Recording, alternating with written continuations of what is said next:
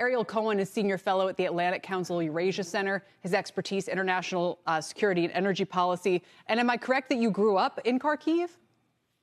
I visited a lot. My grandma used to be there. It tears my heart to remember, places that she took me to the zoo and the central square that we saw, that central building, the government building was destroyed. It's tragic. It's absolutely tragic. Third of Kharkiv is destroyed now. Wow, wow. And we know we're watching closely to see where it goes from here, what comes next. What would an energy export ban, whatever you want to call it, what would that do, Ariel, you think, to change the course of this war? Russia is earning something like 60 to 70% of its revenue from exports of oil and gas. And 2/3 of that is oil, not gas. Oil is a global commodity. We can get oil from anywhere in the world. A tanker just would go. And the Russian tankers now having a hard time getting insurance. The insurance rates shot up 600% on Russian shipping and tankers in particular. So it's easier to replace the Russian oil, but the Biden administration was pretty nasty to our Saudi allies. Yes, there were some tragic events going on 3 years ago. So with a journalist that got murdered brutally, I understand that. But we're now in a new era. We are at war. This is geopolitics. There's no place for sentiments and emotions. We need to replace Russian oil in the global markets, and Saudi, the Emirates, Angola, you name it, and our own shale are the replacement commodities for that. 4 to 5 million barrels, it's doable.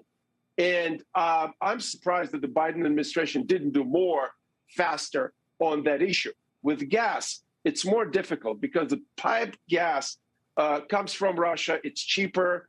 And the Europeans shot themselves in the foot by refusing to explore for shale, by shutting down their nuclear reactors. So now they're scrambling for what can give them the base load for electricity, and that's gas. So additional pipelines and additional LNG. There's a huge shortage, as the Cheniere CEO said. Right. Into 2040, who could think about that?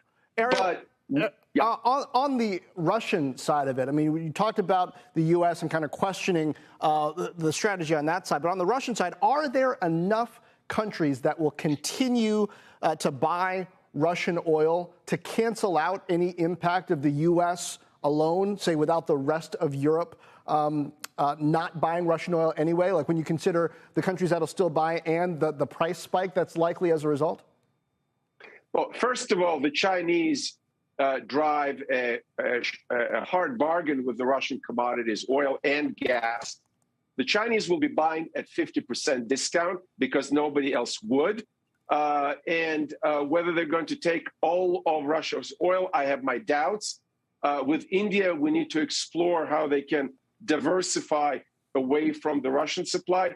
But the Chinese-Russian link is fascinating because Russia dug itself a huge hole in which it will emerge as the junior partner for China. I joked for many years, the Russians said they don't want to be raw materials appendage of the West. Now they're going to be raw materials appendage and the second fiddle to the Chinese dragon.